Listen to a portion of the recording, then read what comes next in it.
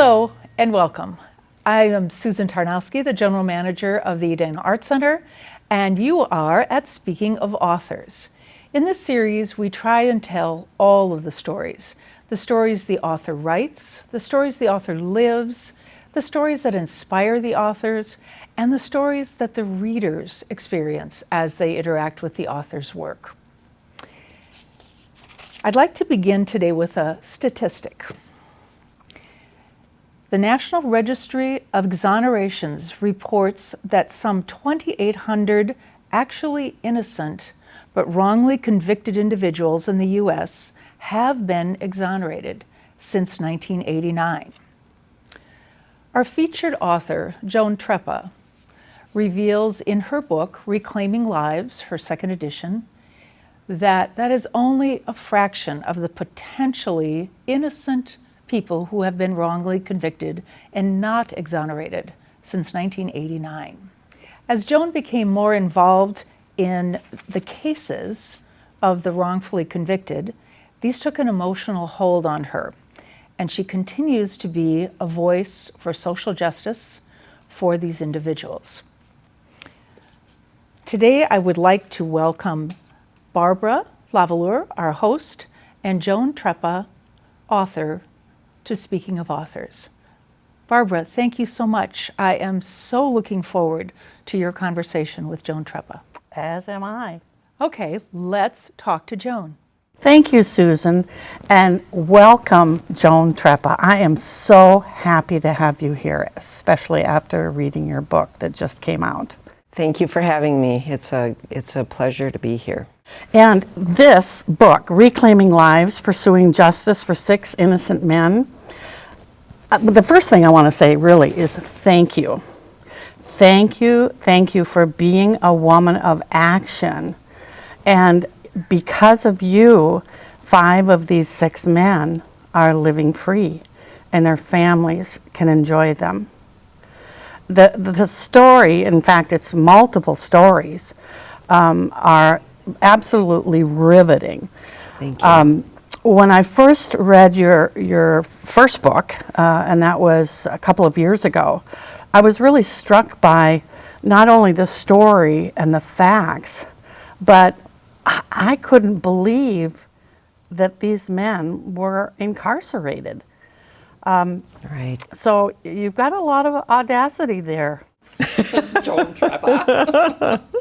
So would you please give us a brief, and I know that that's a difficult thing to do when I'm talking about 2 books, but give just a brief synopsis of both books. First, a little bit about the first book, and then about your new book. The first edition, which was published in 2017, is kind of the culmination of how I got involved in what I believe is a wrongful conviction case of 6 innocent men. And I had read a book about the case. It was all about the details and how these men were wrongfully convicted. And it was just a sea of information. And it just kind of put me underwater. Just learning about our criminal justice system. So when I got involved in helping to have these men released, my book turned into how that happened, what happened after I got involved, the connections we made, the people we met who got on board, and it just was this story of hope and possibilities. And actually my son was the one who said, "Mom, you have to write this story down. You have to document this because," and I get emotional, but he said, "This is such a great story. People need to know about this. Things are happening. You need to write this down and let other people know about it and just create the awareness."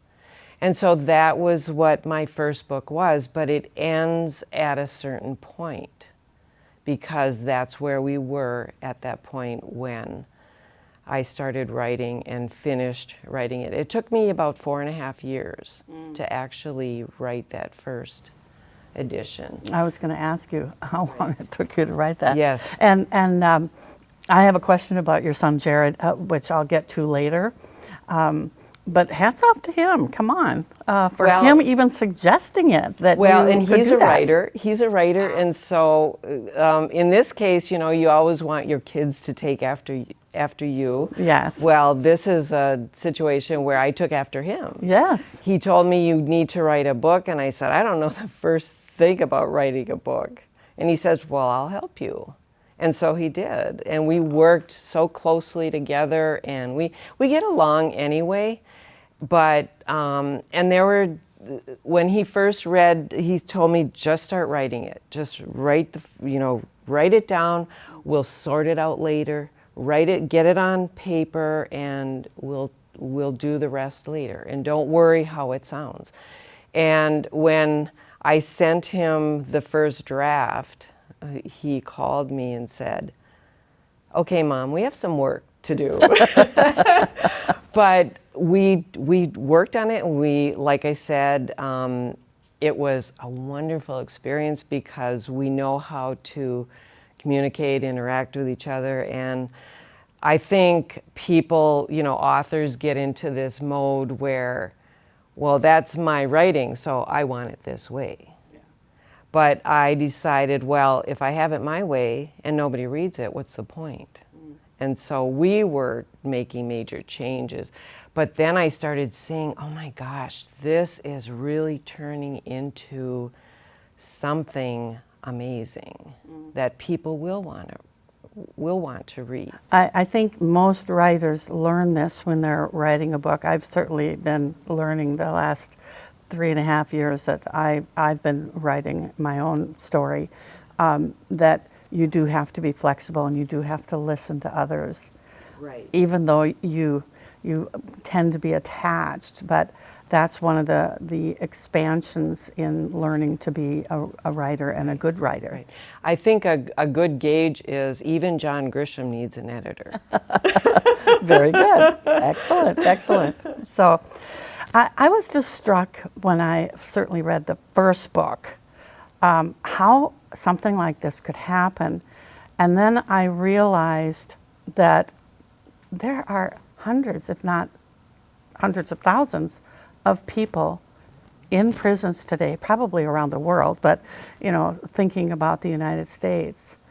And it must be so disheartening. And yet, I was also struck by one of the things that you mentioned in your book about how the men didn't seem to be bitter or angry. And to me, that just speaks to the grace and depth of the human spirit. It's just amazing.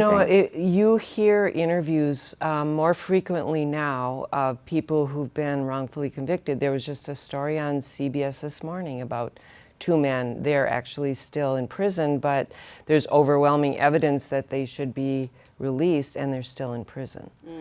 But you talk to these people, and that's what I picked up is they're not angry. They're hopeful because guess what? People are listening to them because all they want is justice. All they want is for people to see them and hear them. That's all they want. And they want people to understand that this was wrong. And unless you really see what happens in our criminal justice system, how those things, how that process happens, the plea deals, all of that, how this happens, you don't really know. And that's all they want people to know is that this process is flawed and we need to fix it. And the only way to create that awareness is if I tell my story, my personal story of what happened to me. It just struck me while you were speaking about the fact that we're all human beings. We all make mistakes. Lawyers can make mistakes. Witnesses can make mistakes. Exactly. And yes. And sometimes when mistakes happen, it's unfortunate that this kind of thing happens. One of the things that you mentioned in chapter 12, you started corresponding with these men about a year after you started your investigation, is that right? Yes, Mm-hmm. yes.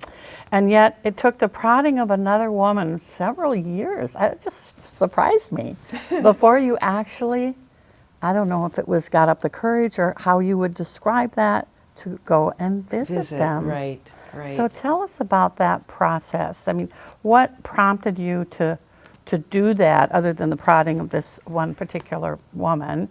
And what did you want to accomplish, and what were some of the outcomes of those actions?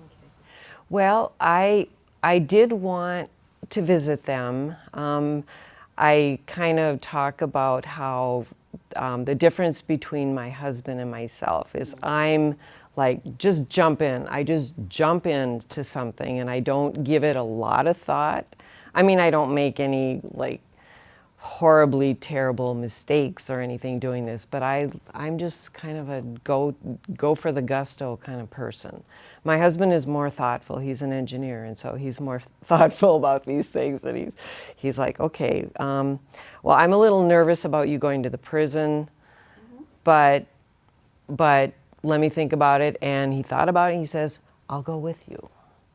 And so but it's very daunting. I mean, you hear about stories all the time in prison, how there's all these riots and, fights and people, getting killed. And I mean, there's so many, which sometimes I think can be a little misleading because these guys have told me, we haven't seen that much, there's not really that much, but it's the appearance of, or the idea that these things are going on. And so it's always a little daunting. And when we did finally get to the prison to see them, you've got this big machine that the metal detector you have to go through, and then all these gates clanging and clinking, opening up and shutting, and it's all kind of an interesting, experience. It's just kind of a scary thing to go into a maximum security prison. But when we got there, sitting in the visiting room, it struck me how normal it seemed. There were just people sitting at tables, just like at an everyday cafeteria. Wow. At a deli. It was just remarkable how everybody was so relaxed and chatting, their kids running around and sitting on their dad's laps, and without the context of having to go through all that clanging on the way there, you wouldn't know it's a prison cafeteria. And there's these vending machines and everything. But the reason that I wanted to meet them was to get to know them. We had been corresponding for a while, but I like to look people in the eye. I like to see their facial expressions. We all as humans, we get a lot out of that, don't we? Absolutely. And I wanted to meet them face to face and ask them things and look into their eyes when they're telling me, as opposed to reading it in a letter. Mm-hmm. I mean, you can learn so much from people just by doing that. And then I wanted them to know who I was and why I did this. Why I got involved and why I was advocating for them. So a little emotional, isn't it, Joan? It is. Yeah, it is. Yeah. I was emotional reading the book, actually. And that I'm so glad. I'm glad to hear that. Yeah, that it absolutely came touching through. People's hearts. When you first met them, was there tension, or were they suspicious of you, or I mean, what was that feeling like when you first saw each and every one of them? And you didn't see them all on the same day, obviously. Right. Separate visits. They're in different places. Prisons, yes. Yes. I would have to say with Dale Baston, it was maybe a little of that, just because I dedicate a lot of the book to Dale Baston, who was the oldest, and he had health problems. He was suffering from dementia. We didn't really understand this at the time. We realized it when we went to visit him.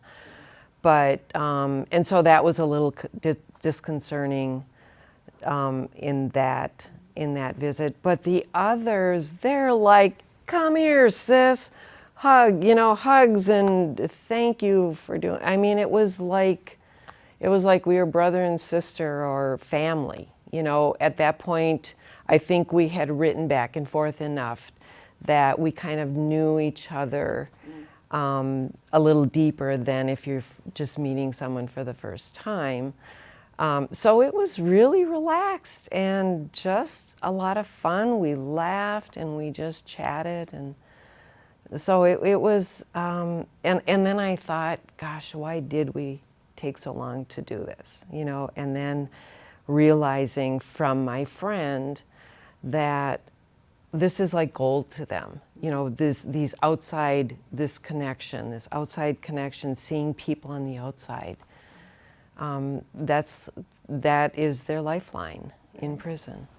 I can only imagine, because of what we've all gone through in the last year and a half of, distance, no meeting, no being together, the importance of having human touch.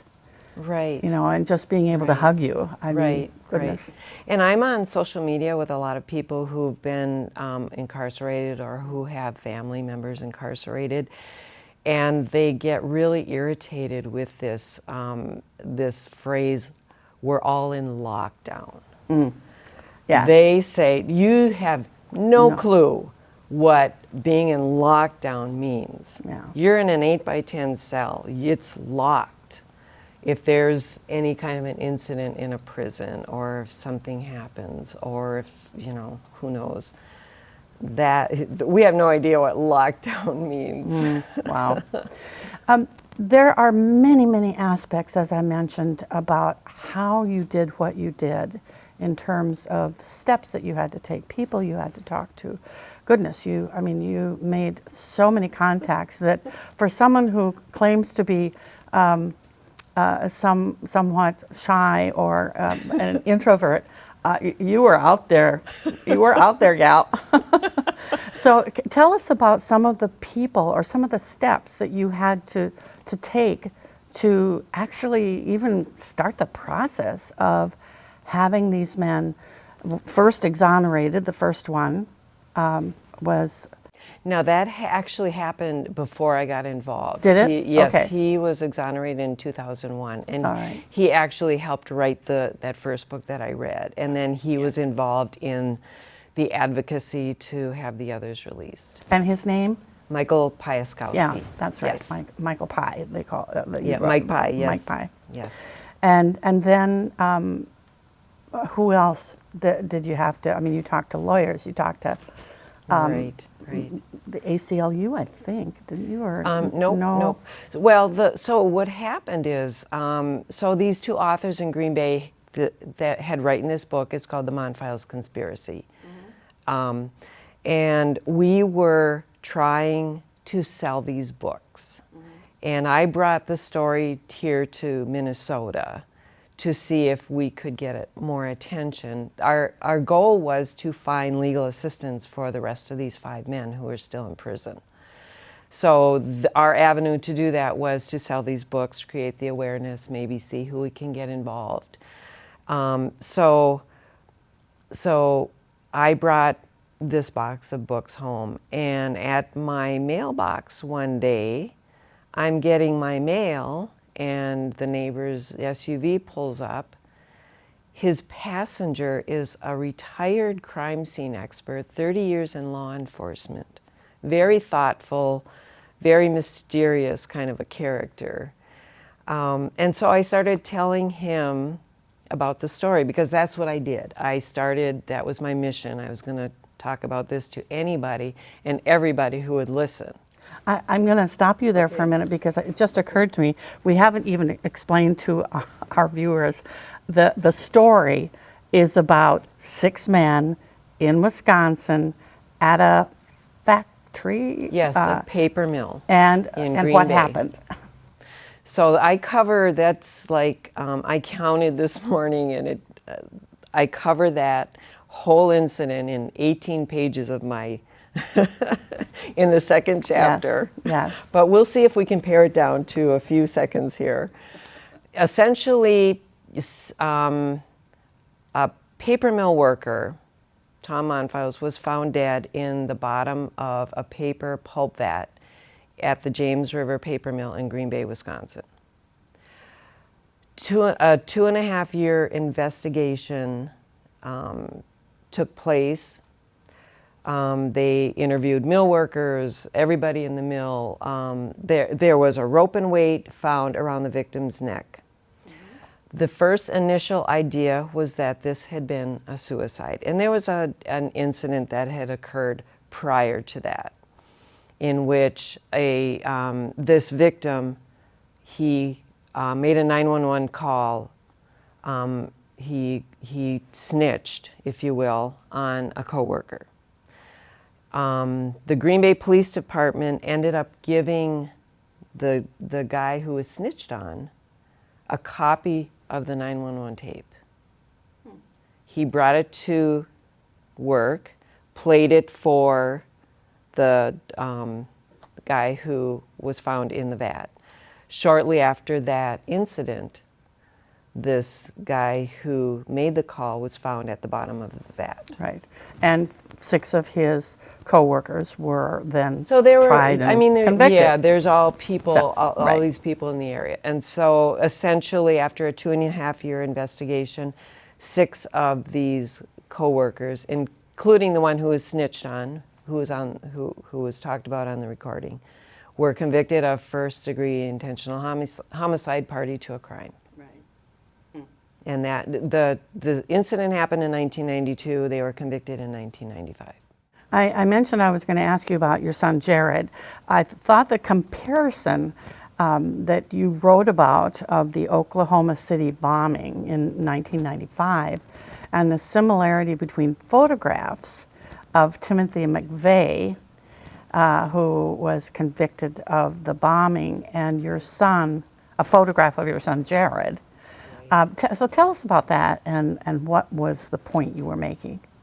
So I was going into like schools. I had gone into actually a high school or a middle school in Green Bay to talk to these students about this case and about the general topic of wrongful convictions. One of the 5 major aspects of wrongful convictions is misidentification from witnesses. To illustrate that point, I was given a picture from my son Jared, who was in the military at the time of this incident with Timothy McVeigh.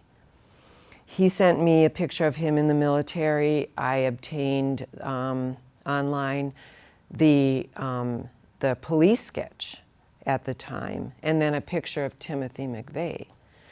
And I brought it into the class. I put them all together. I didn't, these kids were too young to really know about that case yet.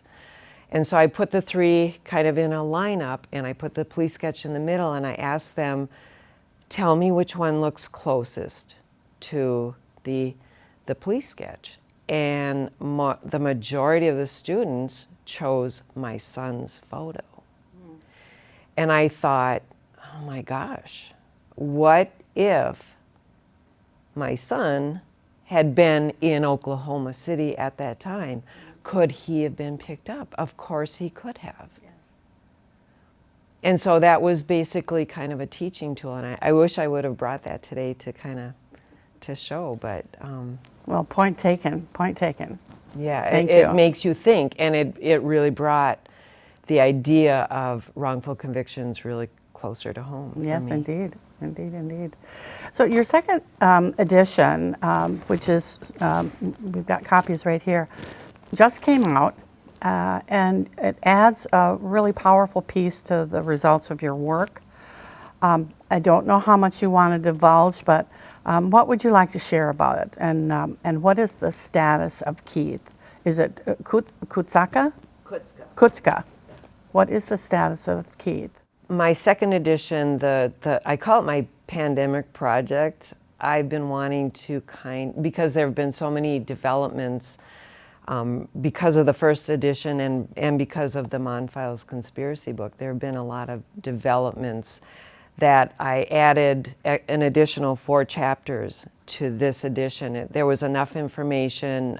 I was able to add new information because when I wrote the first edition, there was a litigation process going on, so there's certain things I couldn't put, so I added that into the book. And then additional chapters of, I will say that some of the men being released on parole. What is huge about that is they have not been asked. So my impression of being released on parole is you admit to your crime and you show remorse. Those are 2 things that are required to even get parole. Mm-hmm. These men were not asked to do that. And I believe in my heart and through conversations with some of these men that these books were the reason why they didn't have to admit guilt. Mm. That is powerful. The awareness, the information, and people are reading these books. I'm not going to say who, but people are reading these books. Yes. So Keith is the last one. He was the one who confronted the victim at the mill that day. He was the subject of the 911 call. So he was their main suspect, the instigator, the really bad guy. Keith is now, we believe, in a process where he will be released. So when you come up for parole, they will give, if they're not ready to release you yet, they will give you what's called a deferment period.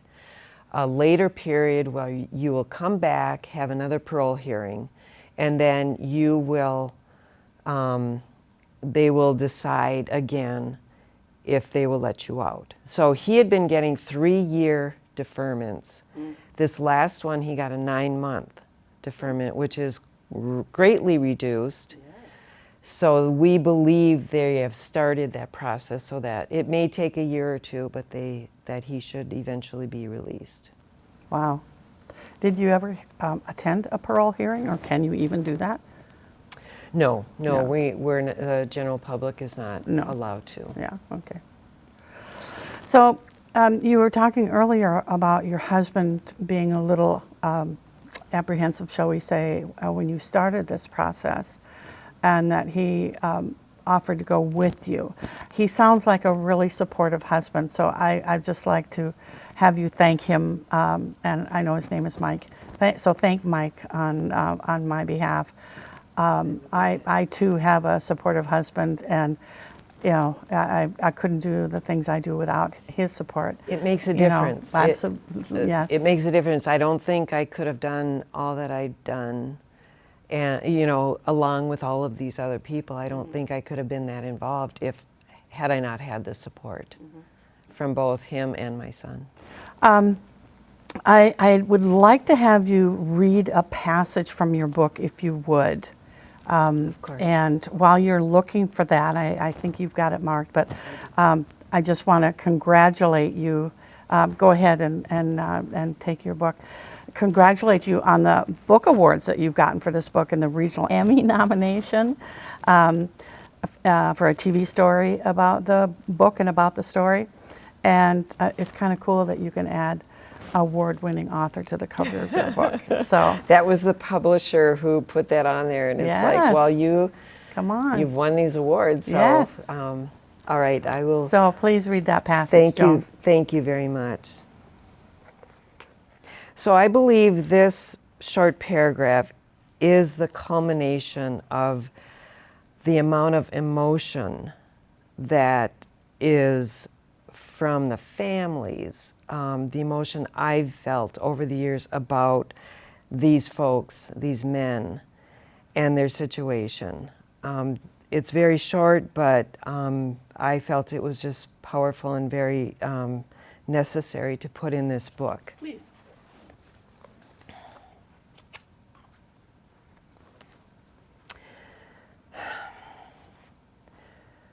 Regardless of the dire circumstances of his death, regardless of the manner of his death, in his final days, Dale Baston was loved deeply by a family who will never escape the grief and despair of this entire experience. But gratifying to them is the serenity that in death, their loved one, Dale Baston, is now at peace and has gallantly and permanently preserved his absolute innocence.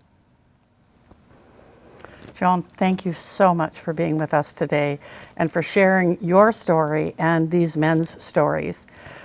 Thank you, too, for writing the books. It's really been a privilege to share this time with you. Thank you so much. And now let's go back to Susan. Joan and Barbara, thank you so much. Barbara, thank you for your questions, and Joan for your honesty and emotion in responding to those.